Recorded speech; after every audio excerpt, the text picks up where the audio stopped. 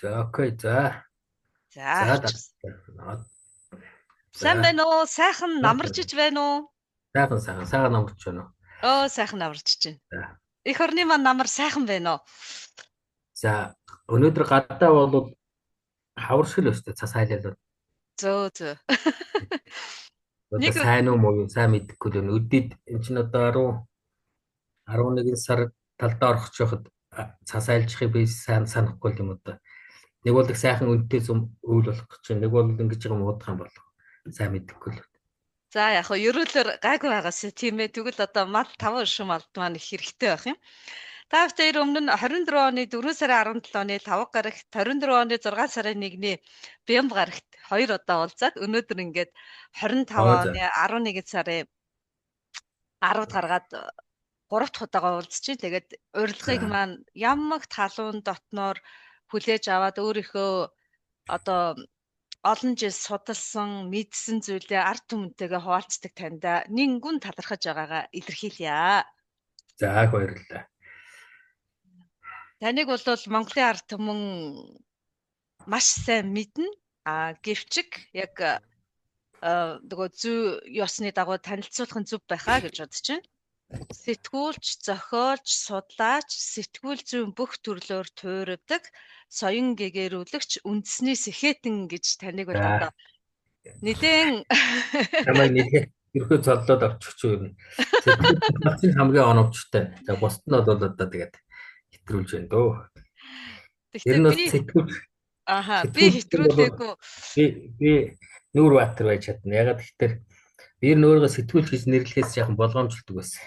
Сэтгүүлч чинь одоо нэлээд дуртай хүн сэтгүүлч болоод идэх чинь биш л дээ. Сони сурвалж хөвлөөр хэрэг. Тэгээд хэдэн онд үлээ мөн 13 онд үлээ 12 онд ч үлээ.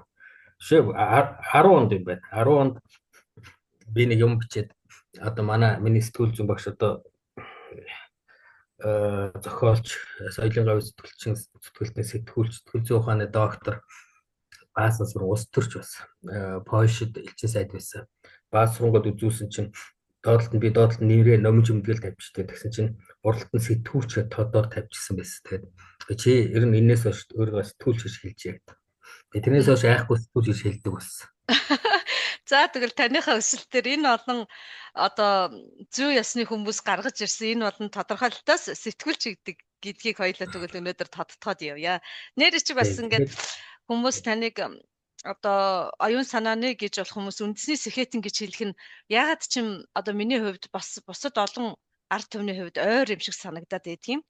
Бодлого шинжилгээ хийж яваа болохоор олон жил тууштай яваа болохоор тэгж хэлсэн болов гэд.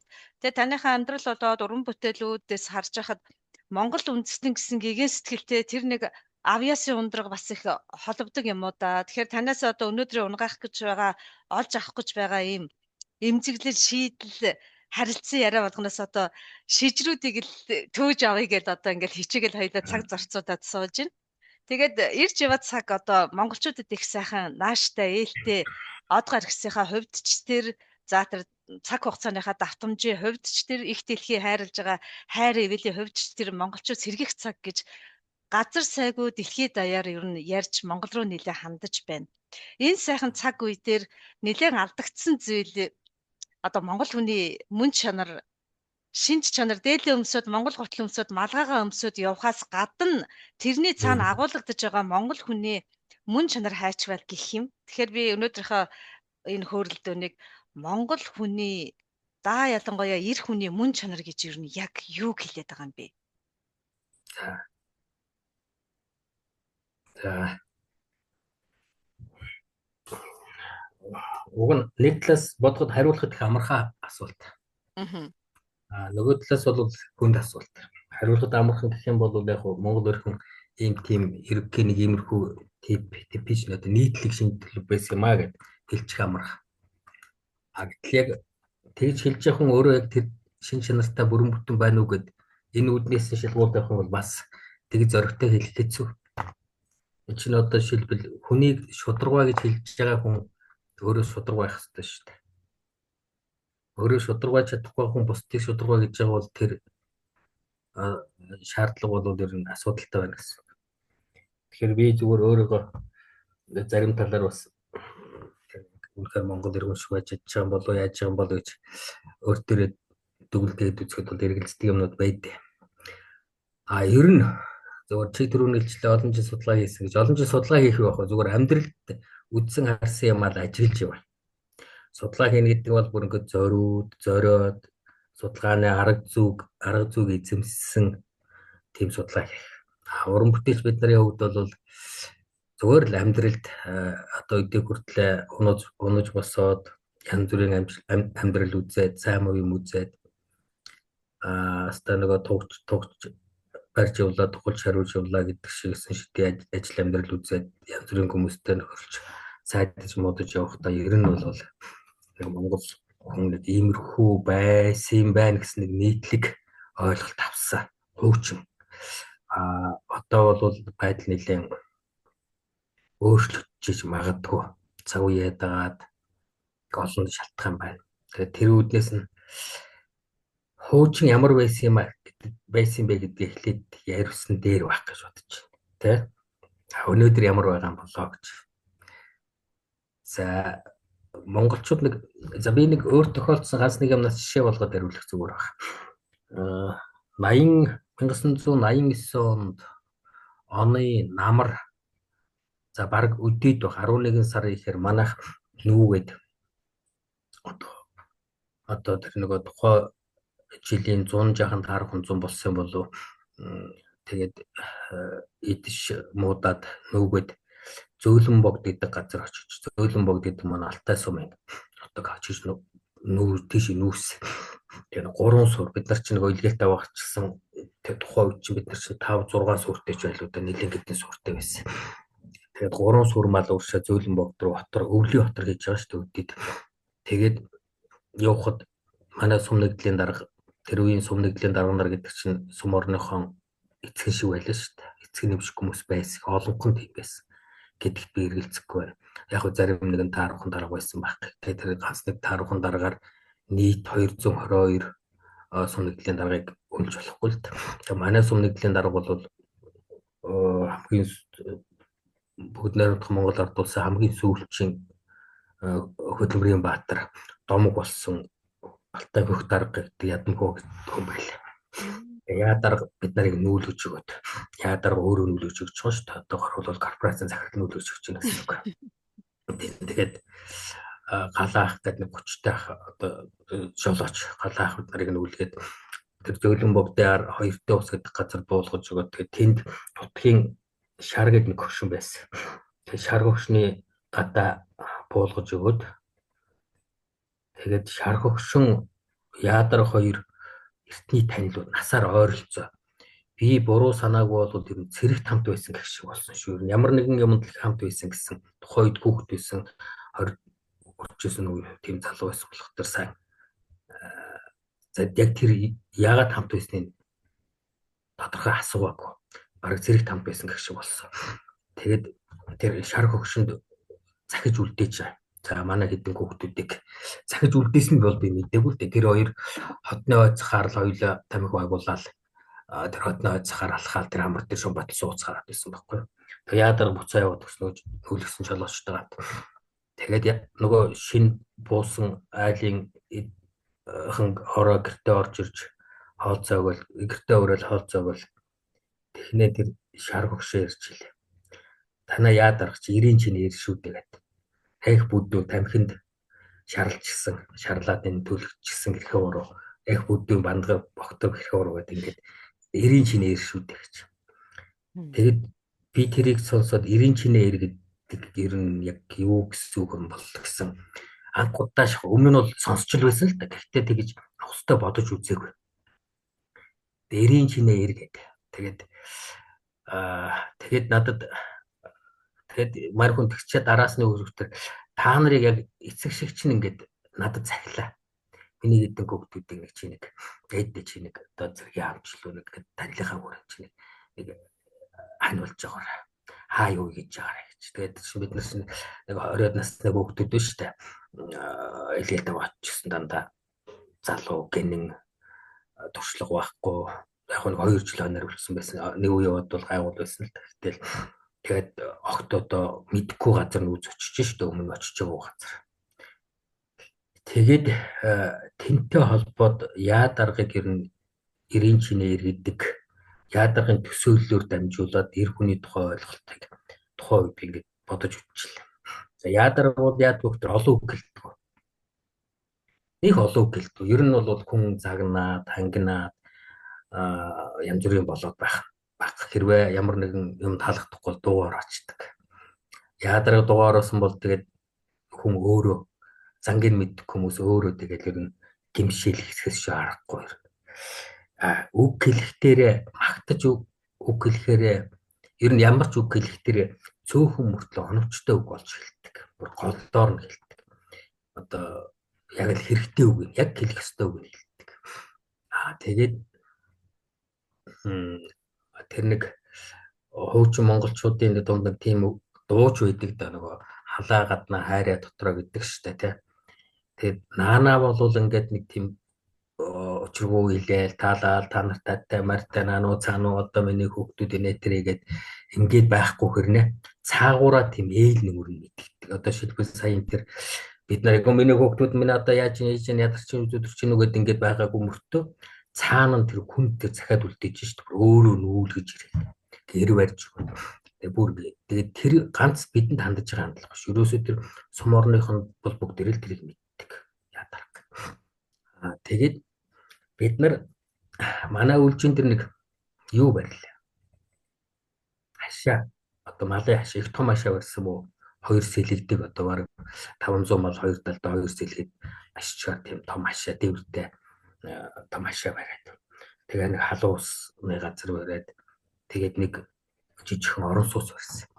Тэгээ яадарга өөрөө сумаас хэдэн барилгын хэдэн залуучууд аваад ирсэн өөрөө комбинзон барьчихсан үзчихсэн байхгүй. Тэгээд бид нар бас нэг яаж зүгээр ахуйгаа бид нар гуруулаа очиад ажиллаас намжилсан. Тэгээд өглөө бид залуучууд бид нар нойр ихтэй өглөө босохгүй.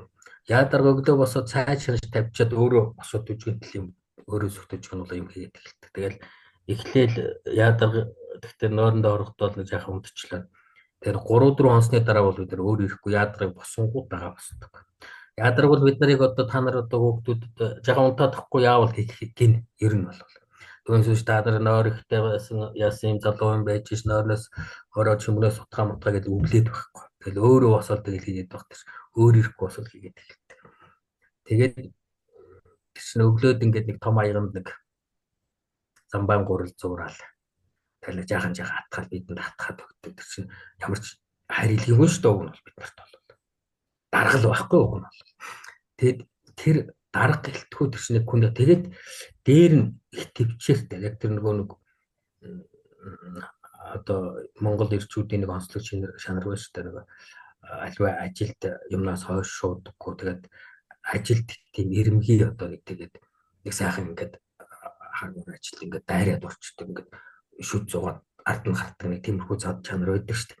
Яг тиймэрхүү тэгээд өөрөө залуудаа бас барилдаж ердөө сумын замаа явж ирсэн билээ. 50 гаруй насны хүн байсан. Одоо юм илүү их байсан болоо. Тэгээд одоо тэгээд ингэж байгаа. Тэгэхээр тэр чинь тэгсэн хэрнээ аливаа асуудлыг алсуур зангарахтай хардаг. Одоо том хардаг гэсэн үг. Тэгээд би тэгэл тэр шар хөгшин эрийн чинээ эргээд ирэхийг гозоолгож явахдаа чам юу бодож юу дурсаж тэгж хийснийг бол сайн мэдэхгүй. Залуу байсан учраас асуусангүй та хоёр яасан гэж. Тэгээд эндээс зүгээр би тэгж бодож илээ. Тэгээд манай аав бас их сонирхол юм байсан. Манай аав нэг олон хүнтэй ах トゥ болчдөг. Тэгэхээр нөгөө цамцаа сольж өмссөн хураа ах トゥ гэж ярьдаг штэ. Хөстэй цамцаа сольж өмсдөг юм байл да ах トゥ болох тэр ямар ч ароматик юм одоо мэдхгүй. Одоо бол хөстэй цамцаа би бол хүнтэй сольж өмснө гэхдээ надад санаад багтахгүй штэ. Гэтэл аа болох тэр лавл миний мэдих за би аавын тэр хураа ах トゥ нарыг ингээд тоолоод тэгээ. За урдаас за манай гүүрээчээс болох тэр чинь хэд хэдэн багт ялангуяа нэг 2 багт их олон хүн. Ягаад гэх юм бол өөрөө тэр 2 багт багийн дараагаар олон жил ажилласан байгаа байхгүй юу? Тэгээ тэр 2 багийн нөхдүүд голдоо аавын тэр хураа ах トゥ гэдэг. За манай гүүрээчээс божу байлаа гэдэг хүн байлаа. Аавын хураа ах トゥ гэдэг. Сэнтгнаа гэдэг хүн байлаа. Балиан гэдэг хүн байлаа. За даам тогсон гэдэг хүн байлаа. Түмбаа байлаа. Ингээд зөвхөн манай гүрүүчс миний мэдэх 5 хүү. Урд Чацрангаас тийм олон байгаагүй Баян Гиндэнжүү Тодоршаава гэсэн. Жишээлбэл одоо миний мэдлэг 7 хүнтэй ах дүү гэж. Садан төрөл биш шүү дээ. Тэгээд тэд нар нь сумын төв дээр ирэхдээ манай заав тэрдэг бэлгэсэлтэй тавьчих. Аав хөдөө очих тэр бас бахан хөдөө бэлгэсэлтэй очдог л идэж угаал наадч нарыг асуудаг. Тэгээд тэр хураа ах дүү улсуудад онцгой шинж байдаг нь нэг хүндлэн гэж хэлдэг.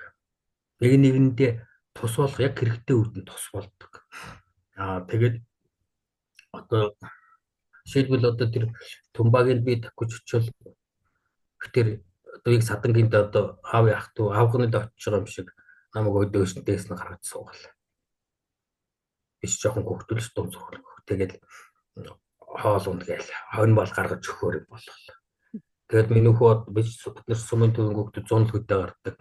100 хөдөө гарах тэр одоо унаарын мор гэж надад мор хүртэл барьж өгдөг л шүү дээ. Тэр нэг хуура хөстэй цамцаа сольж өгсөн хуура дүүсийн хоорондын тэр харьцаа нэг онцгой нэг тийм яг төрсөн ах дүүс бол мэдээж ойлгомжтой шүү дээ. Гэтэл зүгээр нэг танилын хүрээнд биш нэг тийм юм байсан байна. Тэгээд энэ одоо ингэж ярьдаг шүү дээ. Монгол эрг хүмүүс эрчүүдийн нөхөрлөл сайхан гэж ярьдаг шүү дээ, тийм. Тэгээд тэр нэг тийм сайхан нөхөрлөл бай. Ямар ч байсан миний мэдгээр манай аав гэдэг нөхөрлөл явуулна гэдэг үнэтэй одоо найз нөхдөйсэн ба. Тэгээд тэр ингээд одоо ингээд хөдөлгөөс харахад тэр хүмүүс нь зарим нь үнэхээр тийм сайхан хүмүүс байсан өгөөд бас бүгдээрээ тийм сайхан хүмүүс байгаагүй санагдаж байгаа. Зарим нь очин хүртэл тийм биш үү, тийм. Зарим нь жаахан гадаараастай ч юм уу тэгээд ингээд янз янз. Тэгээд гэхдээ тэр нөгөө дотоод нэг мөн чанараараа бие бие гэсэн нэг тийм хүндлэл, бие бие гэсэн нэг сэтгэл нэг тийм байгаад байдаг. Тэгээд нэгнийх нь хүүн манайд нэлийн согтуу халамж өөрчөд тэр аав нас орчихсон хойно халамж өөрчөд аавыг барьж авал одоо намайг нэг үнсэдэг гал таныг харахаар аав маань бодогдоод байгаа юм байна. Өөжөөс нэг санддаг байхгүй юу. Тэгээд тэр хүүн болох тэр жаахан бүтэхгүй явдалтай хүн байсан л та. Гэхдээ тэр бүтэхгүй явдал энэ тэр чухал биш. Тэр цаана тэр нэг сайтай муутанд бие биенээ ойлгодог нэг тийм дотоод сэтгэл байсан юм шиг байна. Тэгээд эндээс энэ бүхнээс ингээд миний туулсан өгсчүүлийн тэр яадаргын ч юм уу аав үеийн өгсчүүлийн тэр үйл явдлыг ингээд хараад байх тэр нэг эрчүүдийн нэг тийм өрмөц тал байна. Тэгээд тэд нар бүгдээр хараад байх тэр бүгдээр их гүжрэмэг болсон. Тэг гүжрэмэг гэдэг нь одоо юу гэдэг тэр нэг жаахан ир шинжтэй тийм одоо зоримог ажил төрөлд одоо сайн тэр нэг ирмэг одоо тийм тэрийг юу гэж хэлдэг мэдэхгүй. Одоо миний үеийнхэн бол ирмэг тэр сайн ойлгоно. Одоо үед тэр ирмэг зам чанар гэдэг юмыг тийм тод харагдах байцсан учраас би одоо тэрийг тайлбарлах хэцүү байна. Одоо юм зоригтой гэхдээ нэг зодоонд нэг сайн гэсэн үг биш шүү дээ, тийм. Ажилд одоо ингээд нэг хийсэндээ хүчдэг, тийм. Ажлаас ямар нэгэн хүнд хэцүү юмнаас хаширч хоошоо суугаад байдаггүй, анцуу шамлаад орчдөг. Өөрийнхөө бүх болцоо хүчийг нөөц хүчээ шавхаад тэр нэг хард гарч чаддаг. Тэг хэлсэндээ хүрч чаддаг. Юм өгөөд өгсөн шиг хүрч чаддаг. Өснийхээ араас тооцоо бодоод одоо би чамдаг тэнд нэг тэдэн дөрөв тэдний нэг тийм юм өгчсөндөө тооцоо бодоод байдаггүй. Тэгээд нэг өгөөд өгсөн шиг өгчдөг, тийм. Тэг хариу удаас одоо тийм харам одоо тооцоо одоо тийм гордод байдаггүй. Тэгэхээр тийм өөрмөц онцгой шинжүүд бол нэлээ байсан юм шиг байна. Одоо би чинь 70 миний мэдээ орчих хувь чинь 70-80 он биш үү хөөд. Тэр үед ямар ч тийм шинж байсан. Зөвхөн одоо 90-ад оноос хойш хүмүүсийн харьцаа, хандлага, ялангуяа монгол эрчүүдийн тиймэрхүү сайхан шинж тийм бүдгэрээ юу да гэж зөвхөн над өөрөөрхөө боддог болчихдог. Зөвхөн сайхан хүмүүс байгаа л сайхан эрчүүд байгаа.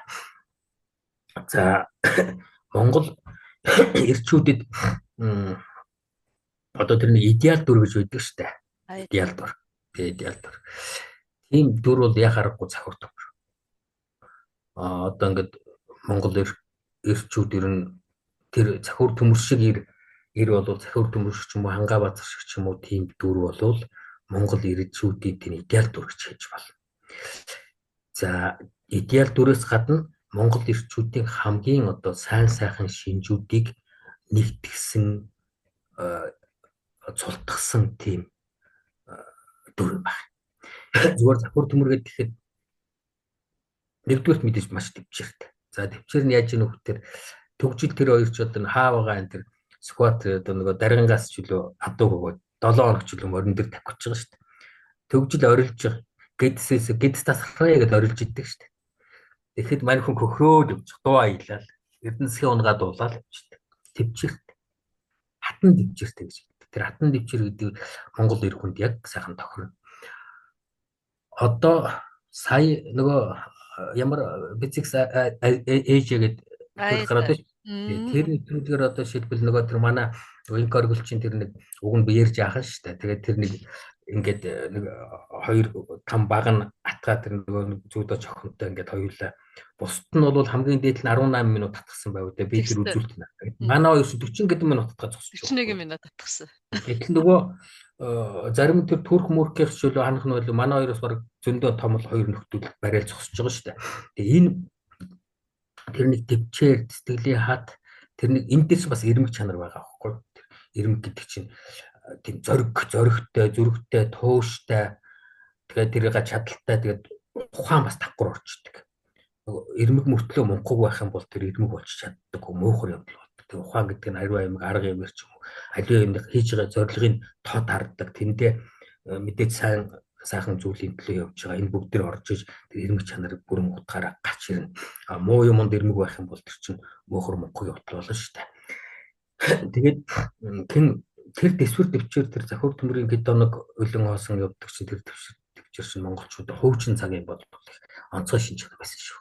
Тэгээд одоо бид нар чинь бид нарыг яг идэр залуу үед чинь одоо тийм байлаа. Жишээлбэл бид нар өглөө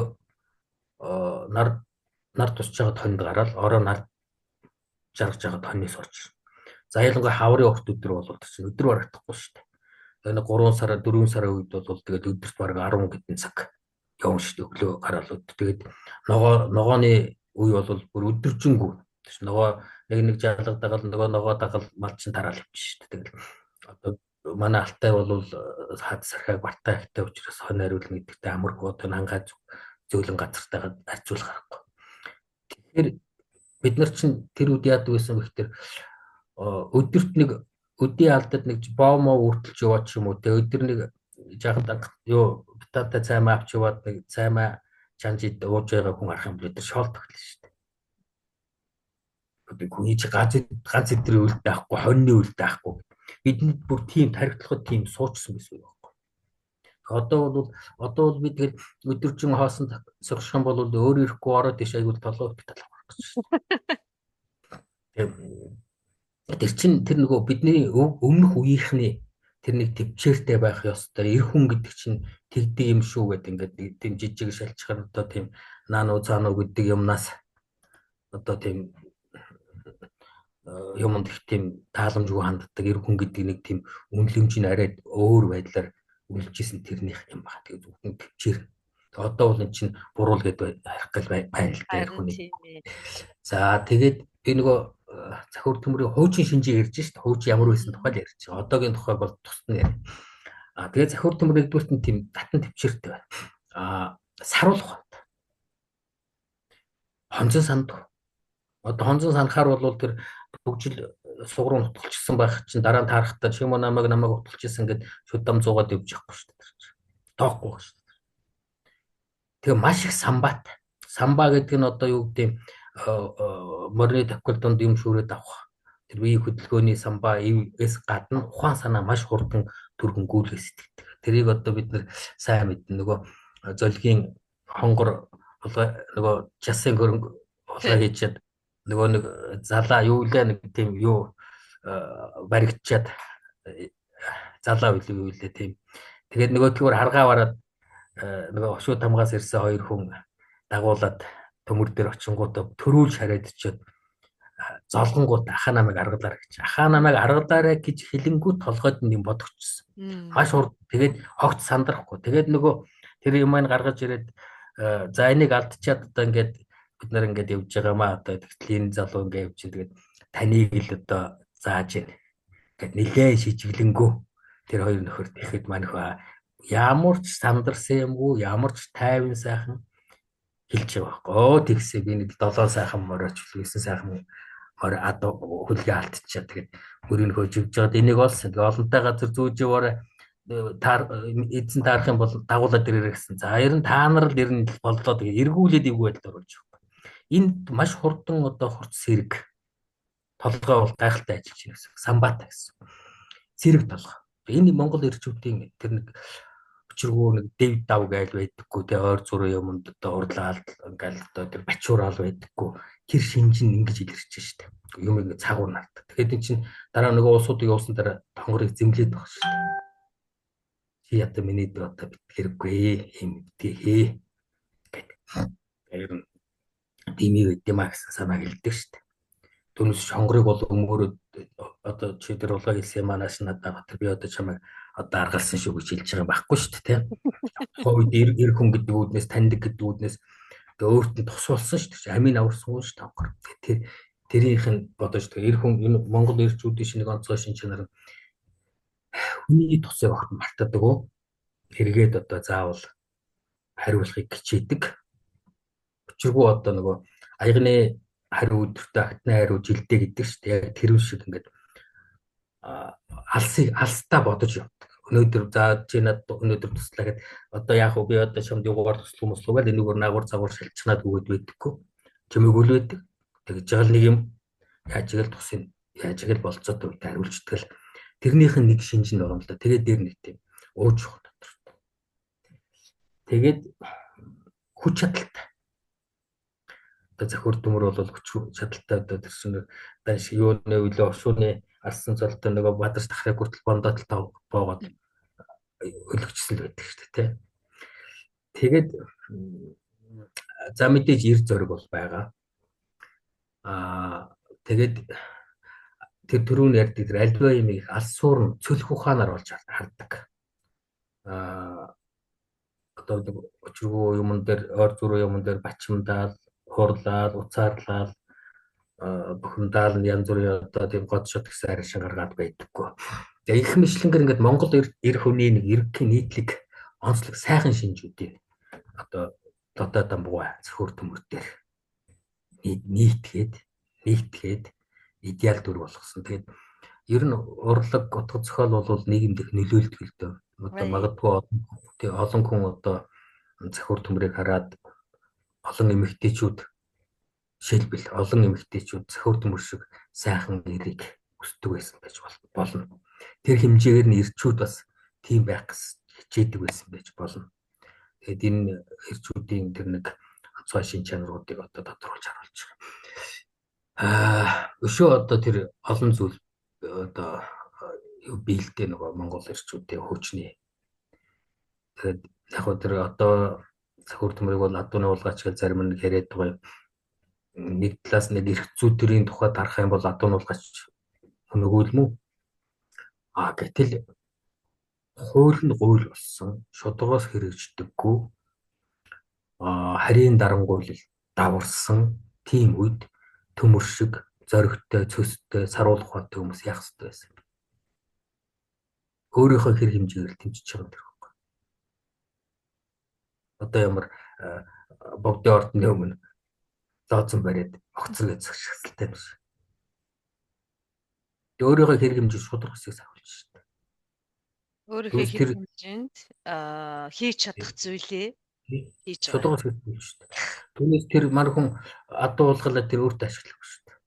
Харин төгжил бол өөртөө энэ гэдгийг ингээд энэ юуны Баатаронгийн хүрээний гэдгийг ядуу шууд дөгөнгөнгүүд гол нь харлаад чинь өгч шүү дээ төгжил бол. Гэтэл нөгөө тийм зайлуул энэ нэг хэдэн борчуулд өгчөө тэгээ буцандаа гингүүд нөгөө төгжил чинь за хайр юм гэж ягаад төгжлийг бодолдог шүү дээ. Харин тэгсэн чинь тэр төгжлийг утгаж яхад нь хэний захир төмөрийг хэлж байгааг нь хүртэл эр хүний үг байхгүй. Одоогор ламстай чи намайг утгачлаа гэдэгтэй ингээд гаслаа гэсэн тэгсэн чинь араас нь хэлж байгааг нь гэдэг шүү дээ. Хэдэн мадсан итлээ хүн алах гэж. Жижиг нь эр хүний үг байхгүй. Тийм л одоо шин чанартай ирчүүд хөөцөн байсан юм шиг байлээ. За бидний үед тийм ирчүүдийн нэг сүүлийг мөшгөж харлаа. Одоо бол зүгээр сайхан ирчүүд байгаа л байх л да. Байгаа гэдэгт итгэж байна. Нөгөө нэг хуучууд гэж яддгээс сайн юмны хог шавхраагүй байх гэж. Тий. Айхтар гэлж байгаа шүү дээ. Арайч Монголын сайхан ирчүүдийн хог шавхраагүй байх л гэж бодож байна. Шавхраагүй үеүдээ байсан болохоор үлгэр жишээ үр хөвгт нь одоо хамгийн ихний жишээ чи ааваасаа багтал авдаг тийм ээ. Тэгээд тэр нэг өрх гэр нь томорхороо голомт ордог юм шиг байгаа. Тэгээд нагцаасаа авгаасаа гэд ингээд жишээ үлгэр жишээ авах хүмүүс байгаад хэрвээ байхгүй байх аваас одоо таны хэлдгээр тэр урлаг соёлоор дамжиж орж ирж байгаа. За тэгээд одоо бол мэдээлэл их болсон болохоор заавал Монгол үндэстэн гихгүйгээр за улс оронд бас эр хүн шиг эр хүн байна уу гэд хүүхдүүд ингээд олон талбараар л харж ах шиг байна. Таны яриан дээрээс үндэслээд сайн нэг юм асуулт ургаж гарч ирж байна. За яг цаг цагаараа байдаг уу, цахилдаг хөхөөрөө байдаг уу. Ингээд альва зүйл ингээд жоохон ингээд сармагжаад бүдгшээд ингээд явдгийм байна. Хэцүү үе гэхүү тэр нэг үлгэр жишээ болсон мөн чанартай хүн чанартай хүмүүс яг ямар үед яаж тодорч гарч ирэх юм бэ? Одоо сүүлийн 35 жил бүр ингээд холиод бүр ингээд замхраад алга болчлоо гэж шогшроод байгаа энэ дундаас бүр ингээд тартагтай тулахаар тэр дотор байгаа нэг хэсгээ хүний чүмэг яс эд эснээс нь тэр мэдээлэл нь ургаж гарч ирдэг юм уу? Ямар нөхцөлд одоо тэр манлайлдаг эр хүмүүс бий болдго юм бэ? Зүгээр л ингээд хий хоосоо яриад ахаар бий болчдөг юм уу? Яаж хэрхэн? Энэ за яг уу ер нь сүүлийн үед хүн судлаа антрополог бол сүрхий нэлийн хөгжчлөл гэж хараад байгаа юм. Хөгжим бол хүнийг нэг хоёрхан төвшөнд судалж ирсэн шүү дээ. Нэгдүгээрт нь биологи амтан. Заяа бол биологи амтан мөн хоёрдугаарт нийгмийн амтан. Нийгмийн одоо орчин нөхцөл хүрээл дотор тэр хүний одоо оюун санаа, ёс суртахуун одоо юу гэдэг боловсрол мэдлэг, үзэл хандлага бүх юм одоо тогтноо л гэсэн ийм л хүрээнд харддаг байсан. Одоо бол бүр ингээд генетик мэдээллийн төвшөнд би генетик гэдэг шинжлэх ухаан хүртэл гараад ирлээ. Шинжлэх ухааны сэтгэл зүйн салбар ороод ирлээ. Генетик мэдээллийн төвшин одоо сэтгэл зүйд ослоод ороод ирлээ. Бүр тэрээс цаашлаад өшөж сонин гачин юм одоо сонсогдох болж би бол тэр нарийн мэрэгжлийн мэдэхгүй шүү зүгээр саваа өрхөө сонирхож үзэх. Тэгэхээр гений мэдээлэл бол арилахгүй. Мэдээлэл бол устж алгуулахгүй. Энэ ч нөр энерги устж арилахгүй адилхан. Тэгэхээр тэр генетик дээр байдаг мэдээлэл бол тэгж амар арилдаггүй юм байна. Одоо хідэн үедээ ямар ч байсан тесчээдэг болтой. Зүгээр айжмаар худах юм бол тэгэл бүдгэрэл байхгүй болох байх л та. Дарангуйлагдал байхгүй ч болно гэж байгаа юм. Өөр мэдээллүүдэд дарангуйлагдал ингээл явчих واخ. Тэгэхээр хэрвээ зөв үлгэр жишээ хандлага сургалт орчин бий болгох юм бол монголчуудад тэр хуучны монгол эр хүний тэр нэг нүнжтэй ойр зургийн юмд давдуугээд байдаггүй эд материалын юмд учргүй шундаггүй алсыг хардаг цөлөх ухаантай тэсвэртэй тийм сарвал ухаантай тэр чанар эргээд сэргэх магадлал байгаа л гэж бодож байгаа. Тэгвэл чинь генетик мэдээлэлд нь байгаад байна шүү дээ. Яг зүгээр орчин цагт нэг чинь нийгмийн нөлөөлөл, даяарчлалын нөлөөлөл гэж яахтар юм байна. Бид нарын үед намайг хүүхэд багт энэ бэлгийн янз бүрийн нэг чиглэл гэдэг юм ерөөс бидний толгойд байдаг байсан шүү дээ. Ямар ч ойлголт байхгүй. Тэр тухай юу ч мэддэг байл. Юу ч мэддгүйс нь харахгүй байсан гэсэн үг биш байхгүй. Тим огт нэг нь байгаагүй гэсэн үг байхгүй. Хөдөө орнууд бол. За хотод бол нэгсээр байсан юм байл л да. Ядгуу урлагийнхан дотор янз бүрийн юм төрөнд бол мэсэр байсан юм шиг байна. Гэтэ нэлээд нууцлагддаг бол. Хөдөөд бол тийм ерөөсөд хүн ярих юм бол бид үнэмшихгүй шоолоод төхрөөд унахаар илгээх гээд унахаар л тийм орчин бид нэр байлаа шүү дээ.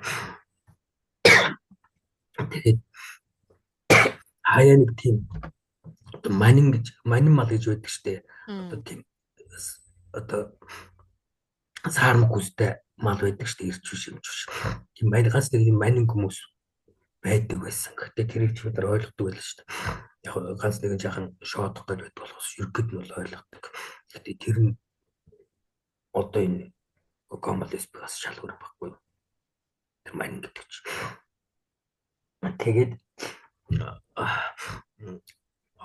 одоо яаж ийн өгөхтөр нэгдүгээрт энэ цаг үеч нөлөөлж өгөх шиг байна. Гадны мэдээллийн зөөлөн соёлын бодлого юм шиг нөлөөлж өгөх шиг байна. Ялангуяа Солонгос, Хятад, Солонгос би Америкт Солонгос хүмүүстэй хамт ажиллаж исэн, Хятад хүмүүстэй хамт ажиллаж исэн л та. Ресторан хамт ажиллаж исэн.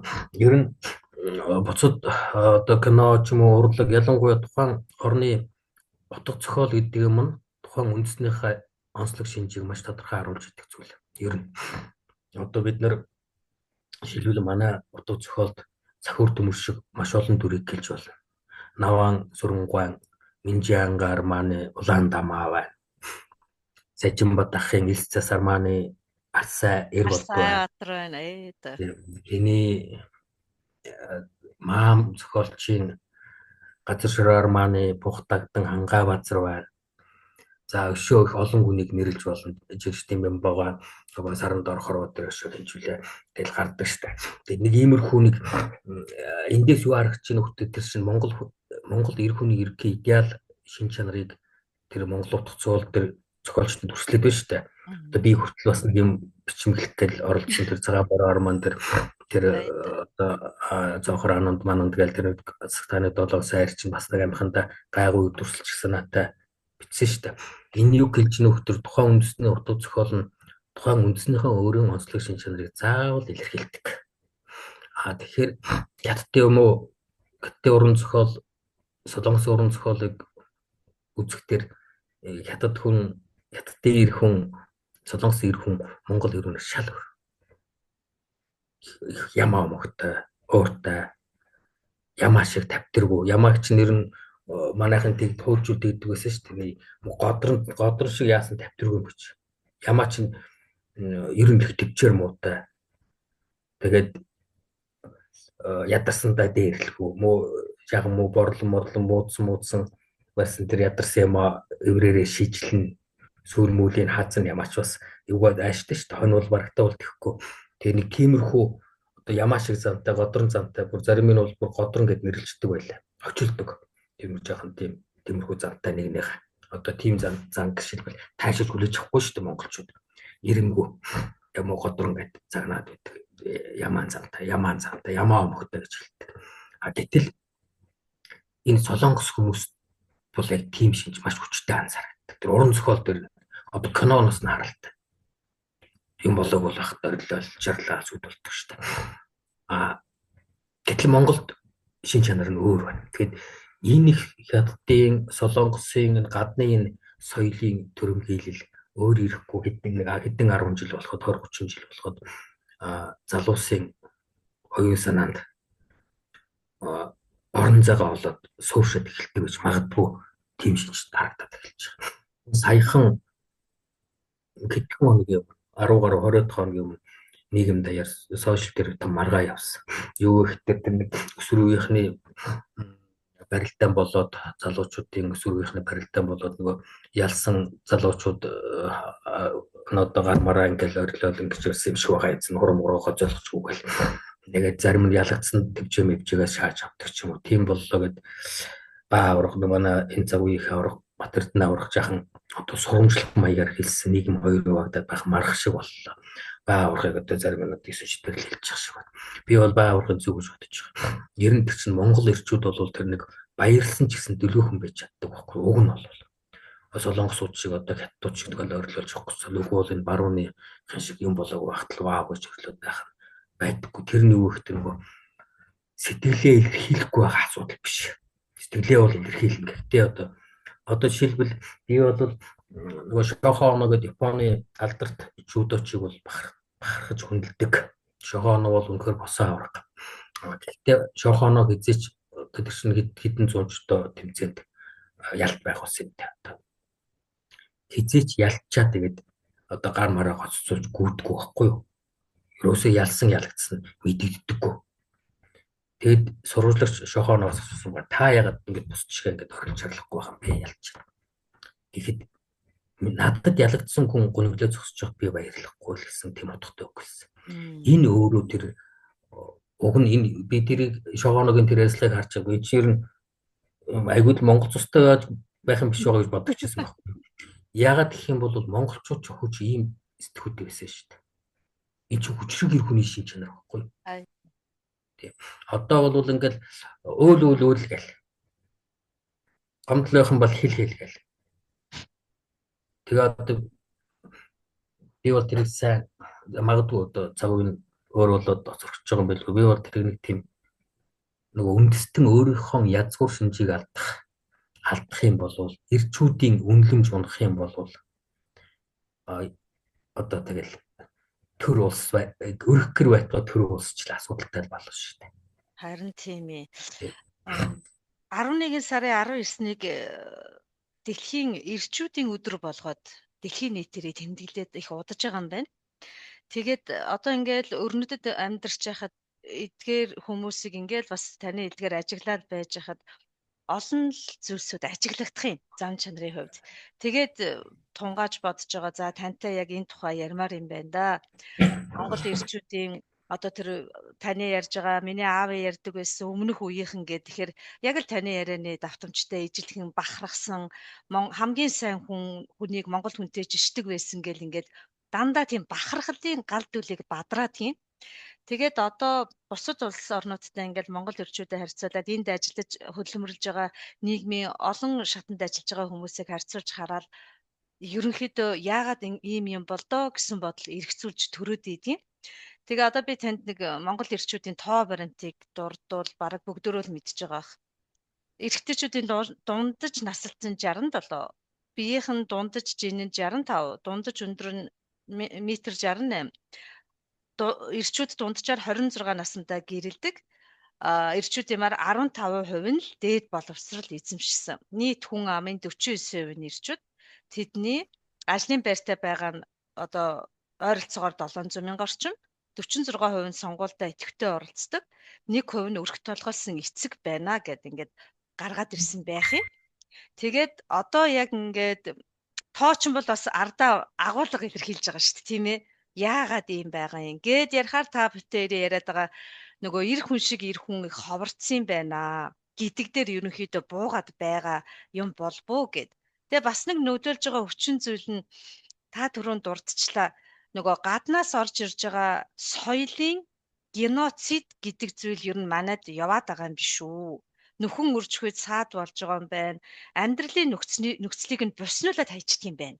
Энэ одоо соёлоор орж ирж байгаа инээ тэрэ зүйл хамгийн хохиролтой одоо маш их цаг хугацаа орж нөхөгддөг ноцтой зүйл нь оюун санааны хохирол буюу менталыг ингээд юучгүй боснуулчих юм байна.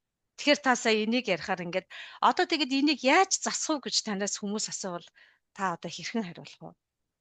Нэгэнт ингээд боснуулсан байгаа. Нөгөө 99 онд 2000 онд төрсэн хүмүүс чи одоо ингээд 30-35 та хүмүүс болчихлоо шүү дээ. Өрх толгоолоод айлд энийг сайхан охиныг авд суугаад салаад байгаа энэ бүхнийг одоо яах вэ гэд бодохоор нөгөө эрчүүдийн сайхан тулхтай зан хэрэг болоод байх шиг байх юм.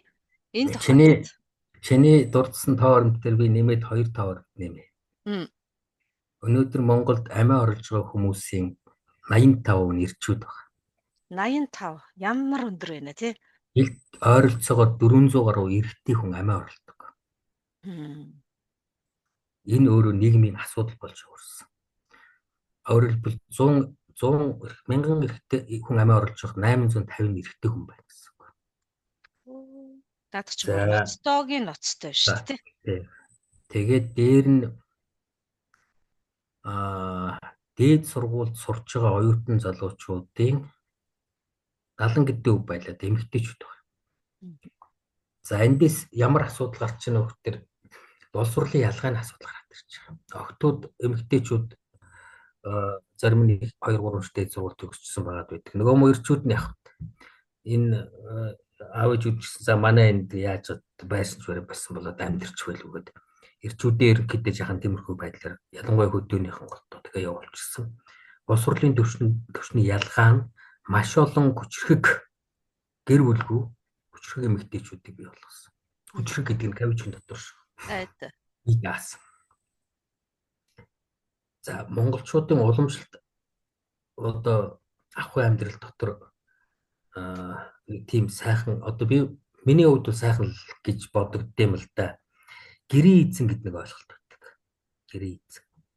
Энэ бол нэг талаас одоо болох тэр гэрээ эзэн гэдэг дарангуулагч гэж ойлгох гэдэг тэр бол худлаа. Дарангуулагч биш. Монгол ирчүүдийн тэр нэг сайн юмд одоо нэг их уул шурга тавьж ясан ч гэсэн нар шарж ясан ч гэсэн тэгээд цас дарж ясан ч гэсэн байж л байдаг дүнхийгээ байж идэх шиг сайн юмч муу юмч нэг тэгэж очиргоо нэг атууш шанараад байдаггүй дүнхийгээд байж идэх уул шиг нүмертэй түшигтэй сууртай тийм ирчүүд ховор болчихсон энэ цаг үед.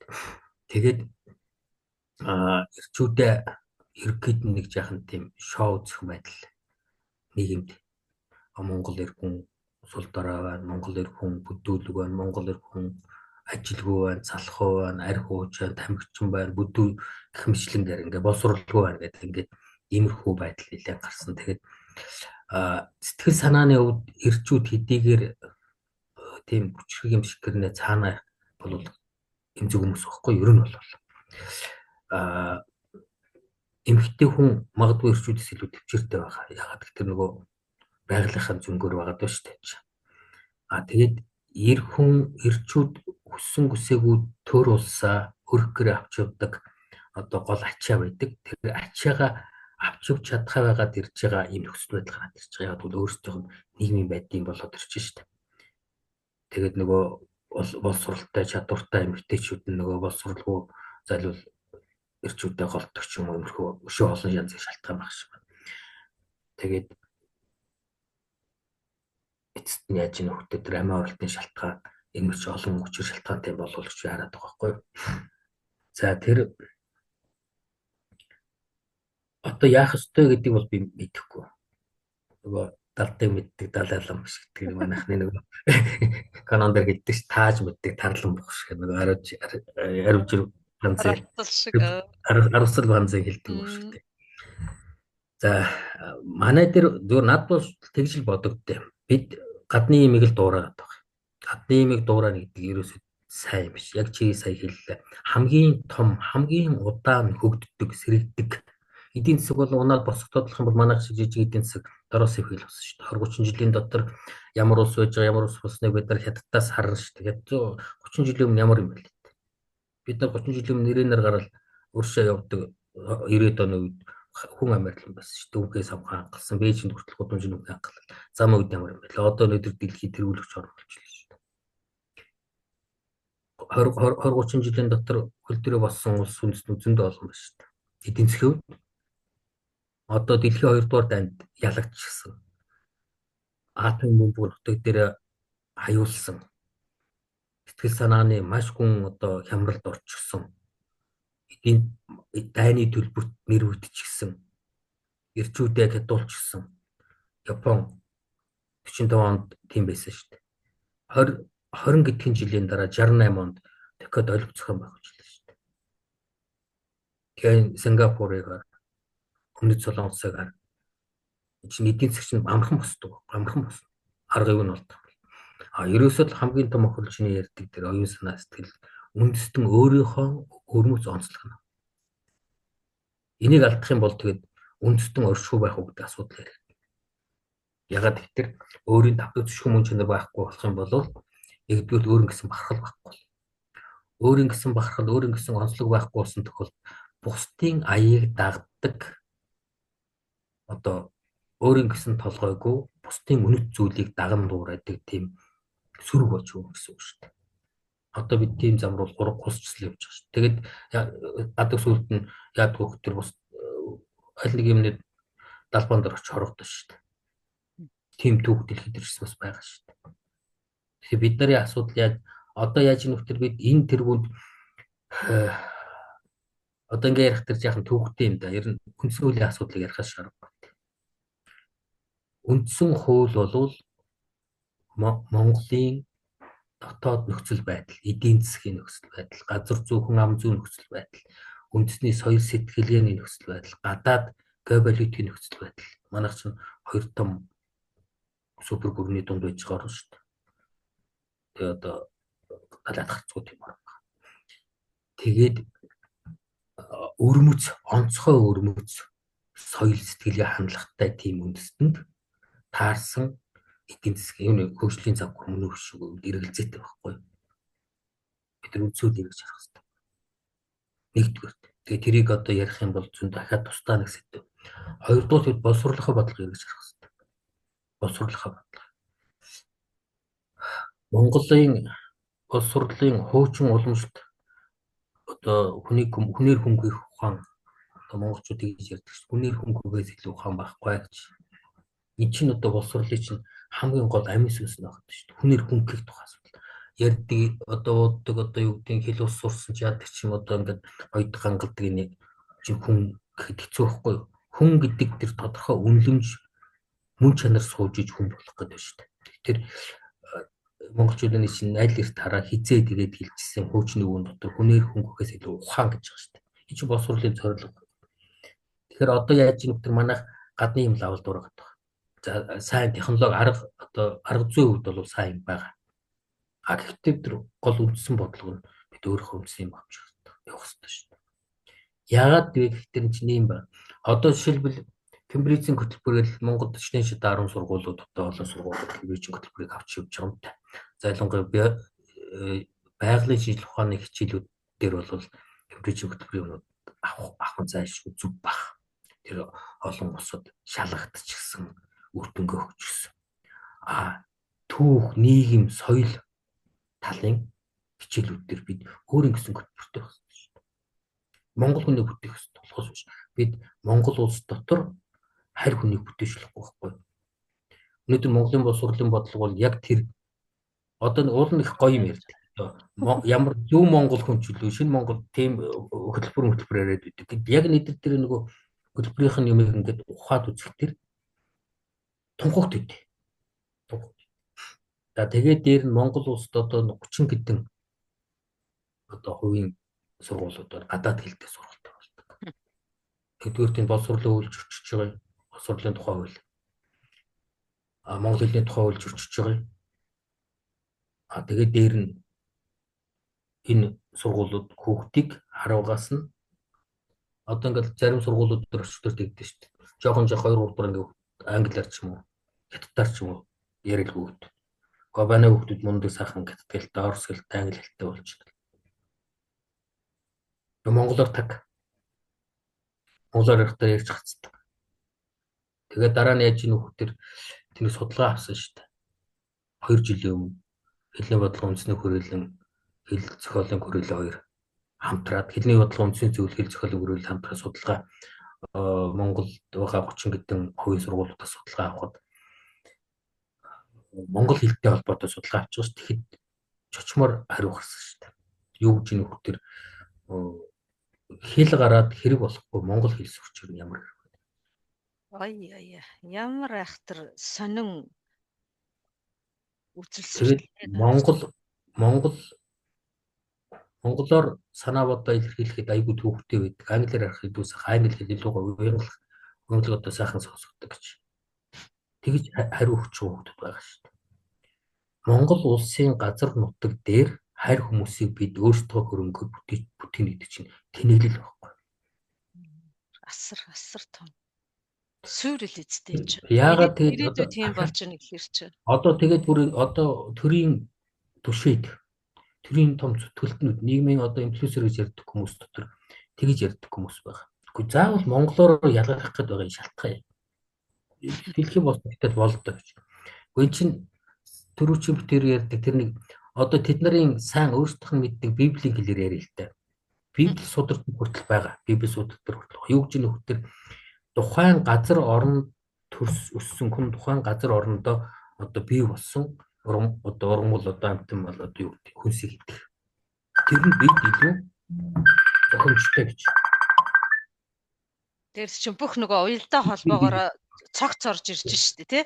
Гэтэл энэ юу гэлж ийн хөхтөр энэ зөвхөн бие организм асуудал биш байхгүй юу? Бид нар энэ орон зай дээр энэ одоо юу гэдэг хянганы нуруунаас тэнгэр уул хүртэлх энэ орон зай дээр хойшоогоо байгаль одоо Сибирийн тагаас үршээ цагаан гэр хүртэлх энэ орон зай дээр хуурай, нүүдлийн одоо дөрөн эрсдэс дөрвөн улиралтай нүүдлийн мал аж ахуй дээр хэдэн мянган жил оршин тогтсон энэ ард түмэн дотор генетик мэдээлэлд арилжахгүйгээр үлдсэн тийм одоо суур байж байгаа. Тэр суураас гажих хэмжээгээр бид одоо нөгөө өөрийн тусгаар оршихуй гэдэг юм алдах аюултай. Тэгээд дээр нь одоо нэг айхтар юм байна шүү дээ. Энэ ялангуяа энийг манай хоёр хөрш бол маш сайн анзаарч хэрэгжүүлээд эхэлсэн. Хөгжил гэдэг бол юун дээр суурилах вэ гэхээр үндснийхээ онцлог дээр суурилж иж хөгжил бодиттой доктортой байдаг гэж. Монгол хүнийхээ язгуур мөн чанар дээр суурилсан хөгжил ярьж иж тэр хөгжил бодиттой бөгөөд доктортой илүү эрчимтэй байна гэсэн үг. Түүнээс бид Япон хүн шиг юм уу, Хятад хүн шиг юм уу, Америк хүн шиг байгаад тэд нарыг дуургаад Монгол хөгжихгүй, олигтой хөгжихгүй. Зүгээр тухайн үед хөгжиж байгаа ч гэсэн бидний хөгжил гажууд л гэсэн үг. Одоо орсуудтай гэж штэ. Тэр Валдай нийгэмлэг судалгаа хийгээд Орос хүний доктортой 80 гэд оноос хойш одоо янз бүрийн өслөг Орос хүний үнэт зүйлийн судалгааг өөрчлөлтийг үзэж байгаа доктортой байдаг Орос хүний шин чанарыг тодорхойлоод Орос хүний гаргаад ирсэн. Тэгээд тэр Орос хүн тэрийг Руская дуушаа гэж ерөнхийдөө томьёолоод тэгээд тэндээ таарсан нийгмийн эдийн засгийн бодлого гаргаж ирдэг. Путинийг тойрсон тэр нэг одоо тарих тэгж ажиллаад байна шүү дээ. Одоо Оросын элитүүдээ. Хятадууд бас одоо тэр Цанхай их сургуулийн эрдэмтдийн гаргасан судалгаар хятад хүнээ тодорхойлоод күн суурьтай хөгжлийн бодлого гаргаад ирсэн. Өнөөгийн хятадын төрийн нийгмийн эдийн засгийн бодлого яг тэр философи дээр нь явж байгаа байхгүй. Тэрийн байгууламж тэнтэйгээ нийцэж байгаа. Манайх болох тэр тэнд нэг гоё юм байна, энд нэг гоё юм байна гэдэг нэг 70 нөхөс шиг юм болгоод ороод ирдэг. Монгол хүн гэдгээ тодорхойлж мэдэхгүй. Монгол хүний язгуур мөн чанарыг барьж авч чаддаггүй. Тэгээд мен тэндээс цуглуулсан янз бүр 92 юмараа хөгжлийн бодлого тодорхойлждаг. Энэ нэр үнэхээр харамсалтай. Одоо үнэн түүх гараад ирсэн энэ цаг үед номын хуудас эргүүлээд түүхийн гүнээс түүгээд хүний дээдүүдтэй уулзаад явхад тав дээр ярьжсэн яриад хүсээд байгаа тэр хүнээр хүн хийх ухаан нь ууланд бэлэн байгаад байгаа байхгүй юу тийм ээ. Тэр байтугай 13 дугаар зуунд өрнсөн үйл явдлууд нь дэлхийн ирээдүйг өөрчлөөд одоо энэ биднийг тойроод байж байгаа энэтхэгтэй нийлээд хит хитэн үндэстэн одоо гүрнүүдийг үүсгэчихсэн ийм оюун санааны өндөр дээд өвөгтэй хүмүүс яагаад ингэж их дороотой байна? Би бүр энийг ерөөсөө ойлгохгүй байх юм. Тийм ардын үг өгдөн шүү дээ. Хүний дээл өмсөн хүний мөр татуу, хүний унаа унсан хүний алцаа татуу гэж. Бид бусдын хөгжлийн загварыг шууд хуулаад бидний алцаа татуу байна. Алцаа татуу гэдэг чинь хол гисгэж чадахгүй гэсэн үг шүү дээ. Мөр татуу гэдэг чинь одоо чөлөөтэй хэлж чадахгүй гэсэн үг байхгүй юу? Ахаад бид нар хөгжил ярих гэж байгаа бол бид язгуурынхаа мөн чанарыг барьж авах хэрэгтэй байна. Америкийн одоо шууд арчилгаал сайхан яриад байгаа. Тэгэхээр Америк чинь газраас зугсан өөр шашин шүтлэгтэй, арьс өнгөтэй, генетик мэдээлэлтэй, соёлтой, үнэт зүйл нь өөр ийм ард түмнүүдийн нэгдэл шүү дээ. Тэр ард түмнүүдийг нэгтгэдэг одоо үнэт зүйл нь юу гэх тэр хувийн эрх чөлөө, хувийн өмч хоёр л байхгүй. Тэднийг өөр нэгтгэх юм байхгүй. Яг хүн болго өөр үнэт зүйлтэй, соёлтой, хэлтэй, шашин шүтлэгтэй байгаа шүү дээ. Газраас ирсэн юм чинь. Тим загварыг манай тавьчих толгох байхгүй. Яаж болох вэ? Боломжгүй шүү. Харин тэнгүүтээ сайхан юм яриа. Тэгээд тухайн үндэсний онцлог өөр шүү дээ. Үндэстэн болон өөр сэтгэлгээ хандлагатай байна. Тэнгүүтээ хүчээр тим юм руу шахаад нөгөө үндэснийх нь өрмөц онцлог шин чанар бүдгэрх гэрээр нийгэм өөр ирэхгүй, оншин гардаггүй өвчин шиг өөр ирэхгүй хямраалт эхэлж байгаа. Тэгэнгүүтээ ард нь юу гэж хэлж ийн нөхд төр монголчууд уулаасаа улгаач байсан, монголчууд уулаасаа холих байсан, монголчууд уулаасаа бүтэхгүй байсан. Тэр ёстой. Илэрлээ яаж нөхдөр нийгмийн бухимдлаар гарч ирж байгаа байхгүй юу? Бухимдлын чинь дагаад яадаг вэ гэхээр одоо нийгмийн олон одоо сөрөгдлүүд их дээр доргоо хулгай хийж байна. Бие биенээ үгүйсгэж байна, монголол газар авч байна. Энд яаж нөхдөр бид нар нийгмийн үндэстэн сэтгэл зүйн дотоод гүн хямралд орсон байгаа шүү дээ. Одоо энэ гүн хямралаас гарахад салбарын эрдэмтдийн дуу хоолой за тэр салбартаа одоо ингээд чимээгүй явж болсон бол одоо бүр ингээд яг эцэс гэж байдаг үл тэр дороотлын бүр ингээд гүн ёроол руу орцсон байгаад байна. Хүн бүхэн мэдээд байна. Үүнээс одоо тэгээд бүгдөө гар гараасаа барилцаад юм уу эвлэж нэгдээд хэрхэн яаж гарах вэ? Энэ одоо гарахгүй бол одоо ихэд тэгмээр байлиг хэлмээр байна тийм. Хамгийн түрүүнд хийх ажил бол би дахиад хэлээ үндсөөлөл өөрчлөх. Аа. Үндсөөл чинь нэг хамгийн наацх нь. Одоо энэ олон хулгай яриад байна шүү дээ. 40 гэдэг их 80 хулгай яриад 90 оноос хойш маш олон хулгай замбрааг угаарсан. 90 оноос хойш тэр банкнуудын хулгай, ард банкны хулгай, нөгөө алт дийлэрийн хэрэгээс ахгуулал. Тэгэл одоо сүүлийн үеийнх нь одоо 6 сая тонн нүүрсний асуудал шүү дээ. Сая тонн шүү. Яа. Хөгжлийн банкны хитэн их 80 юу ч үлээдээ баахан сангууд тонсон. Тэгээд ил байгаа. Далд байгаа. Одоо ингээд би одоо автобусын сугаал явах тэр заримдаа айгүй эвгүй байдалд орох. Нөгөө урд талаар ороод нэг мөнгө ингээд 1000 төгрөг атгаж явж байгаад нэг юм жижиг хайрцаг руу хийд юм 1000 төгрөгөө. Заримдаа нөгөө карт чинь заримдаа дуусчаад тэрийг одоо нөгөө дурын түүснээс очиод карта цэмбэрлүүлдэг тийм бүг болчиход гар утснаас нэг ап суулгадаг нөгөө ап нь миний гар утсанд асуудал болшгүй ап интернет сууж өгөхгүй тэгээ дандаа 1000 төгрөг өгч өгдөг байхгүй юу. Тэгээ ингээд орох тэр өмнөөс тэр доогуур тэр жолооч гараа сунгаж байгаа жолооч цөөнгүү тарах. Одоо өөрөлдвөл тэр 1000 төгрөг тэр хайрцаг руу орох юм бол тэр цааш оч тооцоонд орно. Жолоочууд гадгүй шүү дээ. Тэгэхээр зарим хүмүүс бол өгч. Гүн чин зайлвал муу жолооч чинь цайланд хүрэхгүй бол 1000 төгрөг авч байгаа бол нэг төрлийн хулгай авах гэдэг чинь. Энэ зүгээр хавдах шүү ер нь бол. Би бүх жолооч гэлж байгаа юм. Зүгээр ийм сэтгэлгээ хавдах байхгүй. Тэрийг буруу байна гэж хэлж одоо зэмлж байгаа ч хүн байхгүй. Сурвасан гар дээр 1000 төгрөг төвчдөг. Тэгчээд дээр байгаа нөхдүүдээ их 80 дээр хулгайлаа гэж. Цагнаад байдаг чинь одоо зүйлөө. Харин тийм ээ.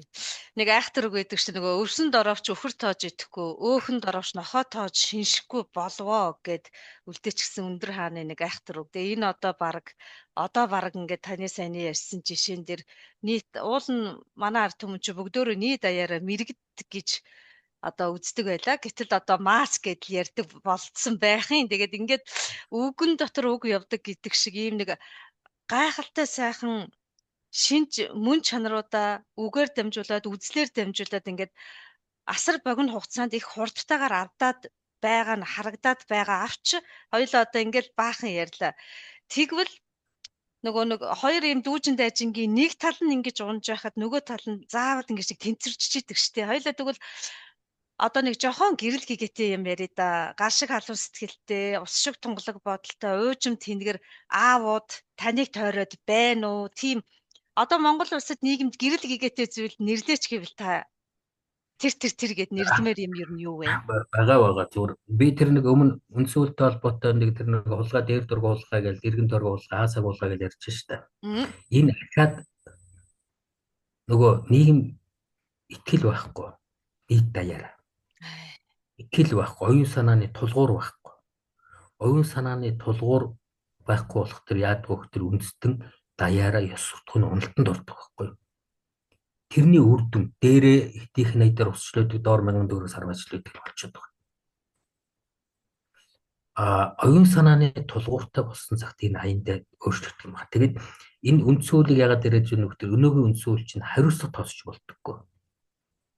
Хяналт тавьж болдоггүй юм үндсүүл байхгүй. Ийм тогтолцоо бий болгочихсон. Тогтолцоо үүсгэж тий. Энийг л одоо бид нар олон талаас энэ тустай асуудал ярихаас шаарах байхгүй. Тустай асуудал боловч энэ тусад нь одоо энэ яаж өөрчлөх юм юу болж ингэж өөрчлөх юм гэдэг асуудал ярихгүй болохгүй. Ягаад гэвэл энэ ч нараа юм ба штэ. Би 39 айрц мөрийн гутлан өсдөг хүнд жишээлбэл чи 37 айрц мөрийн өсдөг байх.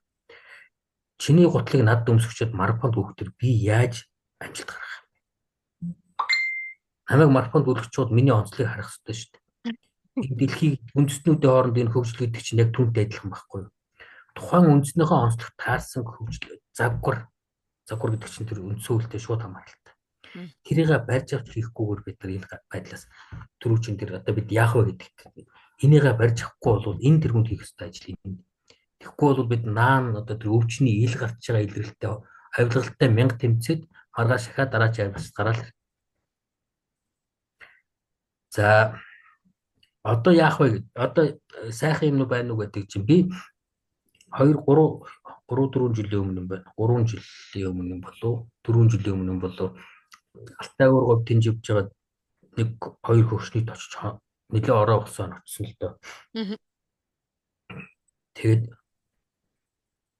2 хөгшин бие таа гэж дуудаж байгаа. 70 гаруй 80 төгсөн 2 хөгш. Ирэхтэж та хөгшнөж таал гэх нөгөөтгөнж таал. Бие таа гэж байгаа 2 хөгшин гэр бүл насан туршдаа тийм байсан гэсэн. Тэр гэр бүлийн дотор ямар сайхан амгалан тайван төрөл зарга байхгүй, өшрөл хонцонол байхгүй, хошоо янз бүрийн байхгүй шүү дээ. Энд чинь миний баг одоо хоёулаа биений биш юм ахэд эхнэр нь нөхрөөгөө таа гэдэг хүмүүс олон байсан шүү дээ. Тэгэд бид нөгөө эрчүүдийн тухай ярьж байгаа учраас одоо эр нөхрөө таа байтугай таа гэж хэлэх нь байтугай сайдынхаа дээжийг аваад тавьдаг айл ер нь хурдаа юу тал гэж боддог байна. Эр хүнээ хүндлэхгүй бол өрх айл хийж дэвшлэхгүй шүү дээ. Ер нь тэгэн шүү дээ. Эрийн хэмор сүлд гэдэг чинь тэр гэр орноо авч явдаг, улс төрөө авч явдаг гол юм шүү дээ. Тэгээ та ихгүй ч юм уу одоо юу гэсэн шидээр нь хэлээл хөө болоод дуудаад байх юм бол тэр өрх гэр яаж өлегтэй явах вэ? Улс хөрөн яаж өлегтэй явах вэ? Тэр тийм орчинд өсөж байгаа үр хүүхэд яаж явах вэ? Тэгээ эн чинь дахиад энэ чинь дахиад бидний нөгөө соёлын асуудал шүү дээ. Монгол үндэстэнд ийм соёл байсан, гэр бүл дотор хүртэл ийм соёл байсан байх шүү.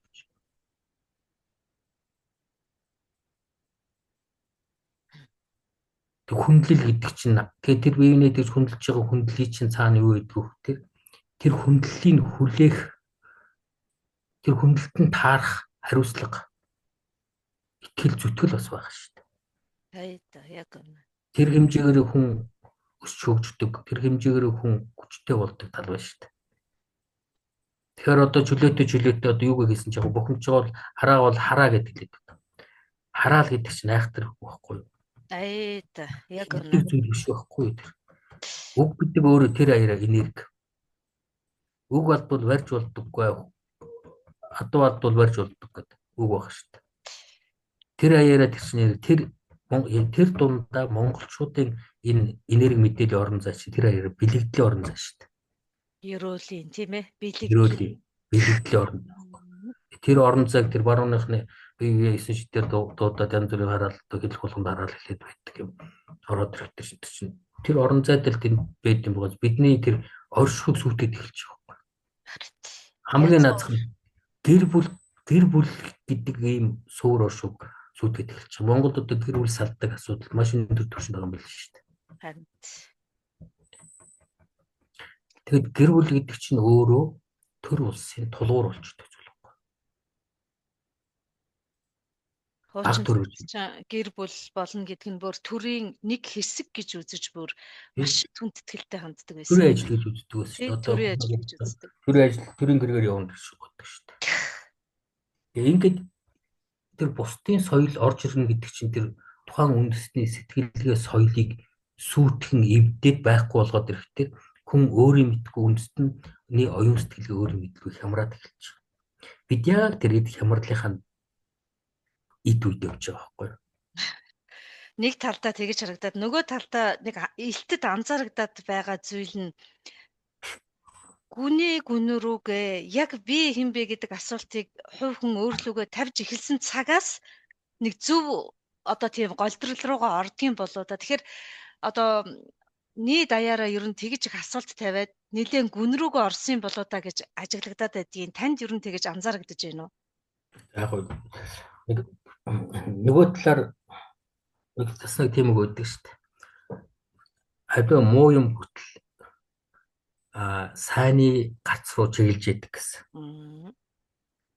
Тэгээ одоо энэ бид нарын өнөөдөр бухимдуулаад байгаа нийгмийн олон талт үзэгдлүүд хайжмаар энийг үндэсний дотроос шинээр хаврын ногоо шиг урган гарч ирж байгаа энэ бүгдийг энэ бурангүй юмыг хүлээж зөвшөөрдөггүй тийм дотроосоо тийм гэрэлттэй тийм шин залуу үеийнхэн төрөн гарч ирж байгаа гэсэн итгэл байдаг. Залуучууд хүүхдүүд их өөр болж байна. Яг тэр өмнөхөө олонхонд биш болж чадахгүй байгаа ч гэсэн тийм зүйл их анзаардаг, ажиглагддаг болсон.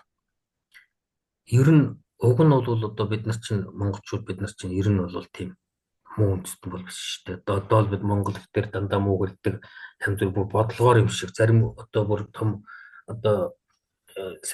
одоо юу гэдэг нэр хүндтэй том хүмүүс хүртэл монголчуудыг дандаа доошлох яриа гаргаж идэг. Монголчууд угаасаа л тийм байсан гэж.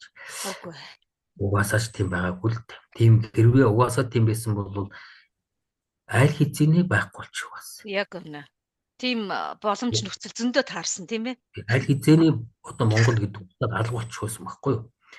Нэгдүгээр, хоёрдугаар хэрвээ угаасаа тийм муу тэнэг мунхаг одоо хулгайч хувиа бодсон бэртгчин үндэстэн байсан бол нэгдүгээр аль хэдийн устдад байхгүй болсон байна. Хоёрдугаар хэдэн удаа дэлхийд аяныг дагуулсан том хүчрэг эзэнт гүрэн байгуулах боломжгүй байхгүй юу? Ямар ч болох. Бид нарт огт өөр юм байсан гэсэн үг шүү дээ. Огт зүгээр бидний илэрч байгаа хямралын эвгүй цаг үеийн тэр шин чанаруудаар монголчуудыг дүгүйсгэсэн, доош нь хийсэн магадгүй гадны хүчтэй бодлого орж ирсэн бэрчиж магадгүй над заримдаа өөр их хүлээж хардахаар байд. Тэгэхээр бид нар одоо энэ тэргүүн тэр сайн сайхан хүнийг дэгдэг шүү дээ. Хүн чинь урмын амтан байхгүй, сэтгэлийн амтан байхгүй, үндэстэн ч ялгаа байхгүй. Муугийн дуудаад байх юм бол улам удаал байна. Та түрүү хэлсэн нөгөө энерги гээд муу давтамжтай өгүүд чинь та бит хоёр хийлээд 10 хүн хийлээд 20 хүн хийлээд 100 мянган хүн хийлээд ахаар чинь тэр давтамжаараа л нөгөөх нь те улам томрол. Тэгээд одоо чамайг хараагаад хараагаад байх юм бол за маш цөөхөн хүн тэр бүгдийг сүрч гарч ирнэ. Гэхдээ за ер нь одоо саяд нэг юм уу гэгэрч гарч ирнэ. Бусд нь бол тэгээд эсрэгээр эргэн тойрноо үзье ядсан ч юм уу тэрсэлсэн тийм сэтгэл зүйтэй хандлагатай л гарч ирж шүү дээ. Тэмцсэн тий. Тэмцсэн, тэрсэлсэн, адарсан тий. Адарсан тийм хүн гарч ирж шүү дээ. Гэтэл үндэстэн ч гэсэн адилхан шүү дээ. Тэгээ өөрсдөө бид нар сайн талаа олж харж, сайн талаа итгэж, сайн талыгаа хөгжүүлэх хэрэгтэй болохоос биш. Муу талыгаа л хараад чичлээд байх юм бол тэгэл бүгдээрээ хамгийн наадсан биеинд итгэх явж байгаа шүү дээ. Харин биеинд итгэх байсан үндэстэн тэгээд ирээдүйг гэсэн үг шүү дээ. Хүний дээд хөх нуруут Монгол хүний тухай хоёлаа яриад эхэлсэн. Тэр нь тэгээд дэлхийн эрчүүдийн өдөр болох гэж байгаа юм байна. Тэгээд Европын хүмүүсийг харахад баяруудыг бол яг нэг тухайлж аваад нийгэмдээ хэрхэн байр суурьтай байгаа юм бол гих мэтчлэн бодлогын төвшөнд яриад түүнийг их тийм соёлтойгоор тэмдэглээд жаргаж явах юм. Манайханд нийтлэг харагдаад байгаа зүйл нь болохоор заавал арх дарсаа хэтрүүлэн уух ч юм уу. Тэр нэг өндөр соёлоо нэлээн алдсан нь харагдаад байх юм. Тэгэхээр одоо дэлхийн нийтийн жишгээр гэж хэлэх юм уу? Монгол ирчүүдийг яавал энэ баяртай холбоотой хүндэтгэлийн эдэг зөв зохистой хэрэглэх талаар одоо хүн болгон л яриад ах шиг байна л да. Энийг та эр хүний хувьд ер нь юу гэж хардаг вэ? Таны хүрээ бол бас дандаа соёл урлаг оюун санааны гихтэх хүмүүсийн дунд явж байгаа. Тэдгээр хүмүүсийн санаа бодол ер нь юу байдгийм бол бич архинаас нэг хол яваагүй л хүндэлтэй. Тэгтээ зохистой хэрэглэн гэдэг чинь чухал зүйл байгаа тийм шүү. За бич нэг зохистой хэрэглэдэг ч бас биш. Тэр нэг үг байгаа штэ 40 хүрээ дөнгөж амс 50 хүрээ тавьж уу 60 хүрээ жаргаж уу гэдэг нь тэр цаанаас судлаж гаргаж ирсэн нь болохоор бас хүний хөгжилтэй холбоотойгоор их л нарийн байжтэй гэж анзаарагдаад байгаа.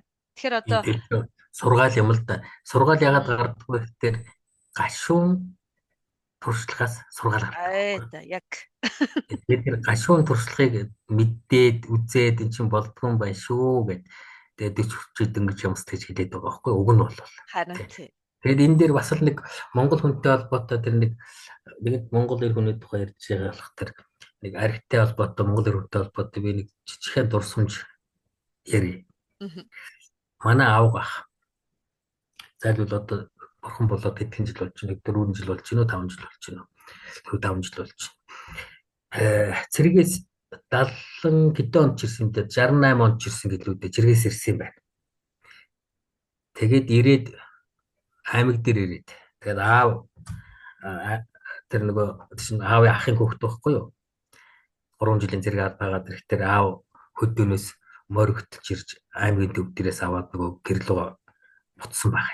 Хүндтэй хүн байгаа шүү дээ. Одоо цэргээс ирсэн ахыхаа хүүхдтэйгээд аваад тэр гол нь тэр ах нь нас урчсан учраас аав өөрөө тэр ахыг цэрэгт байхаа өөр аав нас урчихгүй юу? Аав ах гэсэн. Тэгээд аав ах нас урчсан ахыхаа хүүхдийг очиж авчихсан. Тэгэхээр бас нөгөө бас засаг санаа энэ тэр одоо аавынхан дүүчрээс засаж барах янз бүрийн байсан байгаа зөвхөн авдаг олж чадлаа гэсэн. Тэгээд хоёулаа буцахтаа нөгөө нутгаараа ороод манай аав чинь гайгүй балгацдаг хүн байсан. Тэгээд нутгийнхаа тэр айлууд дээр ороод ингээд архитаар суугаад шинжээ явсан байх. Тэгээд ядахтаа нэг намар буусан юм шүү. Хүүхдийн даах баахан найр болсон шүү. Тэгээд нөгөө цэргээс ирсэн ах чинь манай аав чинь арх хүүхдээр бас нэг жаахан ширүүндүү байсан шүү. Тэгээд аавыг байгуулах гэд маань хүн нөгөө архинаас нуугаад байсан чинь хамгийн сүүлд тэр сэнтгнаагийн ороо шүн өтсөн гэж байна. Дахиад очсон. Тэгээд оронгуудаа гэрэл асаагаал хүүхдийн даг авсан байсан. Нөгөөт нь босоол унтчихсан байсан босоол. Тэгээд аав нэг тэр үеийн 50 төгрөг гэдэг ч бас хөөрхөн мөнгө байсан. Боролцсон 50 хүнд нь авчихсан гэж хүүхд нь унтчихсан учраас. Тэгээд бас чамайг эрхийг хүлээгээд байлаа гэж нэг шил арих гаргаадсэн. Чамайг ямар ч зэрнэ гэд хүлээгээд байлаа гэд нөгөө аавын нөгөө хураах дүү нарын нэг штэ. Нэг шил арих гаргаадсэн гэж. Тэгээд нөгөө манай тэр зэрэгээс ирсэн манай тэр аав болох тэр аавыг л баг уулгах санаатай. Нөгөө архинаас нь жаахан арай төлхөө балгачихгүй юу. Тэгэл хоёулаа мордоо цаашаа тэр уул даваал явчихсан хоёр гард нь гэл шадлаамтагтаал ингээд бүүргээ хугаачих марч юм шиг өргөөл жолооныхоо морныхоо жолоог мөшгөөл ингээд бүр ингээд тас бушгирч урч юм шиг болоо анх удаа арх хүч үзсэн гэж зэрэгээс ирсэн залуу. Тэр үеийн зэргийн залууч нь одоо 3 жилийн зэрэг гэдэг шиг гинэстэй илтгэдэг байлаа шүү дээ. Гэр сэтгэл зүй. Тэгээд тасарс мэдхгүй тасарсан баг. Салхинд гарч ивж бол тасчихгүй юм цагаар. Нэг мэдсэн чинь айлын оронд хүлээтэй авчихсан гэж. Яна. Тэгэл ингэсэн хөдөлж болдгоо. Тэгээд бодсон чи ер нь хүлээтгэвдэг бодохтол юм болохоо байж л гэж. Тэгэл ингээд хөдөлж болдгоо шээсэн хүрчээж тэгээд тэгсэн чинь хөдөлгсөн чинь наагуур наав шахаад удчихсан. Тэгэл нилээн байжсэн чинь айлууд бос чинь 190-ийг авах. Тэгээд бид нар ч уулсан шинэ хайж морцсон. Тэгэл босоод дэлгэр мөрөөл бицаа лавж ирэх маань хүнээс шултаа ягаар 100 намраа 100 айж байсан шүү. Хүмүүс босоод ярьж ирнэ. Гойн манай жигийн том хүчээр найхтраа гэсэн болж мэдхэн энэ төр гэж ярьжсэн гэж. Тэгэл уцч орж ил уус татал хөдөлгөөн тавиал босчээ гал тэгсэн газраас гэж. Босоод тэр чигтээ гараад хараач чил хоёр мөрөө тайлж бол тэр урд хамар дээр суучсан аав гэлээ. Тэгэл айлын хүн гарч ирээл ирээл дуудсан цаа уу гэсэн хөтлөөгөө. Тэгээ амьдралдаа ганцууд арх болсон тэр. Тэрнээс огтоод тасраал нэг жаахан хөл гарна гоцолцсон байгаа шүү хүлээд өвчихсэн. Тэрнээс хойш хогт уугаахгүй. Тэгээд мань хүн тэгж байгаа. Би 21 2 3 тал зэрэгс ирсэн. Тэрнээс хойш би 50 гарт арх амсаагүй. Тэр байтугай гэж. Тэр хамгийн гол нь тэр байтугай. Тэр нөгөө архууж асан тавьж нөгөө хөдөөсөн тэр уул ба штэ. Тэр уул игцэж харж чаддгүй байсан гэж. Санаа зовоод штэ. Ичээд. Тэгээд нутагтаа очлоо 30 жил болсон гэж. Тэгж гимссэн байна. Энд чинь хүний их нандин чанар байхгүй. Тэгээд төөс үл одоо 50 нийтэн гарсан хаяа нэг цуудагдаг. Тийм болсон зайлууд. Энд чинь тэр үеийн хүмүүс тийм нэвдрээгүй тийм өрмөж онцгой. Би бол тэрийг харж энэ одоо бол юу гэдэг би нэг нөхөр баахан гасан согтуу тавьж өгөө бол одоо 9 шидөө тэр байтаа бол газэдгээ хитэн тэр бумаар нь хусч ачаад энийг л бодох юм шүү дээ. Ганцхан удаа арх ууд нэг жаахан күнд хөлүүлсэндээ бүхэл бүтэн 30 жил нут тэр нутгаар очиж чадахгүй. Тэрийгээр очихдоо нүүр нь халуун өргөө тэр зүг харж чаддгүй нүүр нь халуун өргөд гэдэг гэсэн. Тийм билээ нэг манай нэг хэлсэн шүү. Ичих гэдэг бол хүний хамгийн чухал хамгийн үн цэнтэй мэдрэмж шүү гэж. Монголчууд цэвэр ичимтэй гэдэг чинь маш чухал зүйл байхгүй. Ичих булчирхаа гэж хүртэл бүр байгаа шүү, тэ.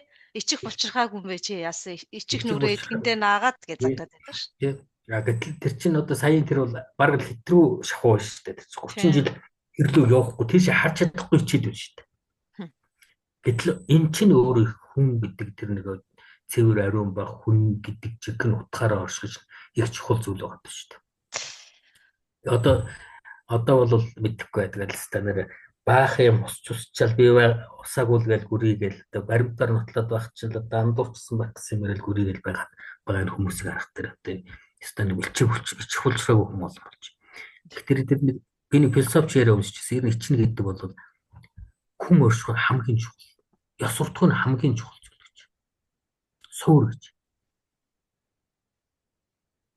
Тэгэхээр хаад хэрэгтэй хүн юу ч бол хийвч хийд юм байна. Яг гэнэ. Тэгэхээр тэр эвхтэй гэж хүүс ялахгүйгээр хүн бүхэнд байх хамгийн чухал зүйл чинь тэр цэвэр ичимтгий ариун гэсэн зүйл байгаад байна шүү дээ, тийм ээ. Ичих имээ гэдэг бол тэр дундаа монголчуудын тухайд бол ичнэ гэдэг бол тэр нэг хүн ёсны мэдрэмж маш өндөртэй байсан ард юм байна. Харин. Уг нь бол. Тэгээ ганцхан хүний жишээгээр хэллээ шүү дээ.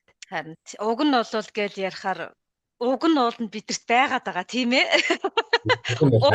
Тий, уг нь бол байгаад байгаа шүү дээ. Тэгэхээр одоо тий өрх гэр бүртээ ижээ аав хичээгээд, эмээ өвөө хичээгээд, өрх гэр голомт хичээгээд ирэхээр нэг хүний өөрчлөлтөөс л одоо бүх зүйл эхэлдэг болохоор тэгээд болох байхтаа л гэж бодох юм да. Тэгээд та тэр сайхан хөөрөлдлөө. Энэ дээр нэмээд одоо миний асуугаагүй эрхий дараад энэ нэрээ энийг л хэлчих юмсан гэж танд маань төмөө олонд хэлэхэр зүйлээ л хэлээд тэгээд хойдоо жаргая.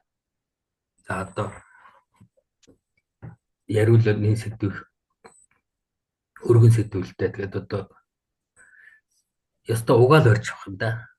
Монгол үндэстэн болгон, монгол хүн болгон дахин давтагдчихгүй. Би нэг энэ техник хэдэн сар болчиход эрэхтэй надад юу бодогдож ирсэн бэ гэхээр өдрөгчч монгол хүн бол төрсөн хөв зайч, өндөр хөв зайч гэж ярьдаг байсан.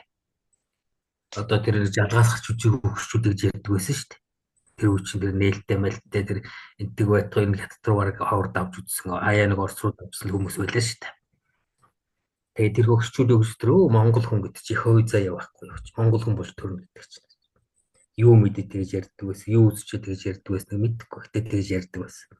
Тэгээд би энэ техник эднээс сурулж ирчихэл тэгж боддог нь монголч тэр хөгшчүүд ярьдаг ч үнэн биш. Монгол хүн бол төрн гэдэг чинь их хой заяа юм биш. Монголчууд хизээч өс хөлөнгөөр яарч байгаагүй. Хизээч гიშх газаргүй сандарч байгаагүй. Аргаа ярахад Монголд бол хүн амьдрах одоо итгэл сэтгэл зүтгэл байх юм бол яаж игээд амьд. Одоо би аргаа барахад одоо нутагтаа очиод нутгийнхнаас за надад нэг 2 төлөв өгөөд. Гэхэд би нэг 40 50 төлөв цуглуулж яваа тэрийг дагаад яаж игээл амьд. Үгүй нэг хөр зурч очиод нэг хэдэн айлаас нэг 5 гэл төмс аваад газар болоод хаана бол хаана газар болоод төмс тарч. Боломж нь байгаа байхгүй. Яаж игээл амьдрах боломж. Болохоо байхад одоо энд нэг дэс аваад нөхөн богдуул руу ороход төлөөгээд өгöd. Зарим газар ялангуяа энэ тэгт бол тийм байхгүй шүү дээ. Гişх газар байхгүй. Тэр додкаст төрсөн тэр шуудраа гэдэг додкаст төрсөн хүн бол тэгээд хөв заяатайгаа эвлэрээд замын боржоор дээр цаас арчиг дэвсээд тэгээд хэдэн 10-аараа хэдэн саяараа инээл утчих шүү дээ. Гişх газар байхгүй. Монголд бол яаж игээл амьдрах болцоо би арга ивэ болох хөдөлмөрлөж чадах юм бол хөөхгүй зүтгэх юм бол тэр эн чинь цаана нэг монгол хүн амны гიშгтэй гэж ярьдаг ч уг нь бол байгаа л байна. Амны гიშг гэдэг чинь бидэнд асар их баялаг байна. дахин жил болгон иргэн төлжиж байдаг 5 уршуун мал гэж гайхалтай сайхан баялаг байна. Газар доор нь одоо энэ 3 сая хүнийг хэдэн мянган жил тэжээх хэрэг том баялаг байна. Уг нь бол баялаг байна. Амны хэсэг нь байна. Зүгээр энэ цаг зуурын нэг мөнгөрлөл аргагүй л жаахан асуудал байгаа болохоос биш. Энийгээ давчих юм бол уулна. Тэгээ ер нь улс орон хөгжинө гэдэг бол хүн хөгжил асуудал шүү дээ. Явж ерөөсөө Хотоодоо янз бүрийн амтнаар баясгаад хүн хөгжихгүй. Энэ мөрөө янз бүрийн одоо торгодурд янз бүрийн өнгөтэй гоё темор мөрөн дээрээ тоход хүн хөгжихгүй. Хүн яаж хөгжих вэ? Тэр оюун санаа ёс зүгээр л хөгждөг. Хятадд доктор амгалаад ирсэн танил ярьж ил. Нэг талаар гайхалтай, нөгөө талаар аймаар байна гэж. Юу ихтэй хятад хүмүүс цоо шинэ хүмүүс болж гарч ирж байна. Маш өндөр оюунлаг, өндөр ёс суртахуунтай, ажиллаж хичээнгүй, хариуцлагатай, соёлтой тийм шинэ үеийнхэн хүч төрөн гарч ирж байна гэж хэлээд. Нэг талаар маш гайхалтай. Хятад хүн, орчин цагийн хятад хүн гэдэг бид нарын хуучин нөгөө хужаа ясын шидээр хэлж дорд үздэг тийм хүмүүс биш болсон, шал өөр болсон гэж. Аймаар юмны хүүхдэр өөрсдийнхөө байж байгаа байдлыг харах юм бол бид удахгүй юу ч болж магадгүй. Хажууд байгаа тийм борон тэгж хүчтэй хөгжиж байна гэдэг. Тэгэд энэ бодиттой шүү дээ. Харин бодиттой. Бид нар Монгол улс хөгжиж хүнээ л хөгжүүлэх асуудал байна. Хүнээ хөгжүүлэхдээ бид нар юу гэдэг тэр хятадын тэр хөгжлийг дуурайгаад биш. Тэр Англи, Америкийн одоо их гоё одоо технологи авчрах. Тэгэхээс илүүгээр нөгөө уг дээрээ мөн чанар дээрээ сууд тулгуурсан хөгжлийг л гарч байгаа юм. Түрүүний хэлсэн шүү дээ. Хятадын тэр санхайг сургууль судалгаа хийгээд хятад хүн бол күнз суртал күнзийн суртай одоо сэтгэлгээний өрөмс өсөлтөд ард түмэн байна гэдэг. Күнз гэдэг чинь ахын сургаал шүү дээ. Айта яг үнэ. Тэгээд тэн дээрээ суурилсан ахын ёс зүйн сургаал гэхгүй. Тэн дээрээ суурилсан шинэ хэтгүүнийг бүтээж шүү дээ. Тэр нь хөгжлийн бос хөдөлгөөр болж эхэлж байгаа. Гэтэл манайх ч одоо юу одоо бид ямар ч хүн бүтээх гэдэг байгаа. Ямар монгол хүн бүтээх гэдэг байгаа тодорхойгүй. Ямар ч үснээр англи хэлтэй монгол хүн бүтээх гэдэг байгаа юм шиг байна. Тэр нь одоо ямар хүн болсон ойлгохгүй л байна. Зүйлийн их богинохон хугацаанд боловсрал эрүүл мэнд хоёрыг яаж доройтуулдгийг дэлхийд харуулсан нь одоо энэ сүүлийн 35 жил шүү. Тэгээ бодохоор ихэд харамсмаар одоо халаглаад ч барамгүй. Гэхдээ одоо нэгэн цаг хугацаа өнгөрцөн ингээд бүтээгдэхүүнүүд нь гараад ирсэн ингээд тулгымцсан асуудлууд их байгаа авч одоо тэгж их дороотж байгаагийнхаа хэрээр нөгөө та бүхэн ярианд жаргахын хажууханд ярьсан уга мэдэж байгаа нэг сайхан юм даа л гэж одоо хоёлаа итгэлээ бадраагаад Монгол ялангуяа эр хүний тэр нэг сайхан бадрангуу уужуу тайван талбун тэнгэр байдаг тэр сайхан ирчүүд олшраасаад гэж сайхан ерөөйдөө тийм ээ. Тэр ирчүүд олширч байгаа баха. Би одоо мэрсэр залуучуудыг ажиглаад байгаа. Сайхан залуучууд олон гарч ирж байна бас. Харин тийм. Та дөрөв их чухал юм хүндсэн. Бидний одоо шүтэн чинь бол хөдөлмөр юм шүү дээ, тийм ээ. Хаач газар байсан хүн хөдөлмөрлөж байхад тэгээд ер нь болох юм шиг байгаа юм.